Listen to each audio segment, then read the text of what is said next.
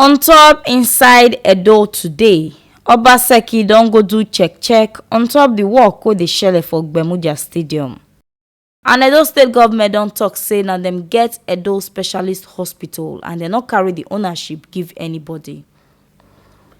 Edo State Governor Osagie don waka go do check on top the work wey dey shele for Gbemudia Stadium wey go make the stadium ogbonge one. Governor do this waka with Nigeria Minister of Sports Sunday Dare wey waka come Edo State come unveil mascot and theme song for 2020 National Sports Festival wey wan shele for Edo State next year. The work wey dey shele for the stadium na revamp of tennis court, swimming pool and other ogbonge facilities wey dey ground to make the stadium modern one. The stadium don get new equipment and this one na part of the plans wey Edo State Government don put for ground to host National Sports Festival wey go shele for the stadium next year. Edo State Government don already dey talk say dem go host 2020 Under-20 Women's World Cup if Naija gbab the hosting. Na still on top inside Edo today, na Edo State Government don talk am say Edo Specialist Hospital na their own. Edo State Government don talk am say na dem get Edo Specialist Hospital and e dey give ogbonge healthcare to Edo people.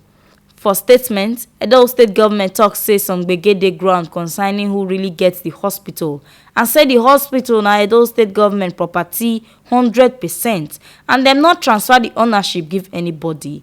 Na Edo State Hospital Management Board na im dey manage the hospital and Edo State Ministry of Health na im dey supervise am.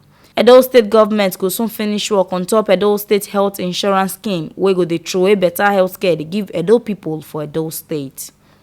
This healthcare insurance scheme go be for everybody, both petty trader, vulcanizer, technician and even civil servants, as e go make sure say better money dey ground to grow healthcare for the state, and dem go make sure say Edo Specialist Hospital benefit from this scheme make dem for dey give healthcare to Edo people wey dey for Edo State.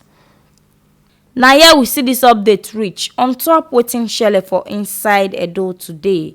On top say Osagie don go do check on top work wey dey shele for Gbemudia Stadium, and Edo State Government don talk say na dem get Edo Specialist Hospital and dem no carry the ownership give anybody.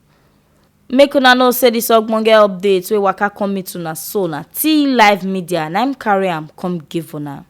And to dey get more of this ogbonge tori, make una like and subscribe to our YouTube channel for T Live Media TV. Comment, like and follow us on top Facebook, Twitter and Instagram for T Live Media. Una fit still log on to our website for www.tlivemedia.com.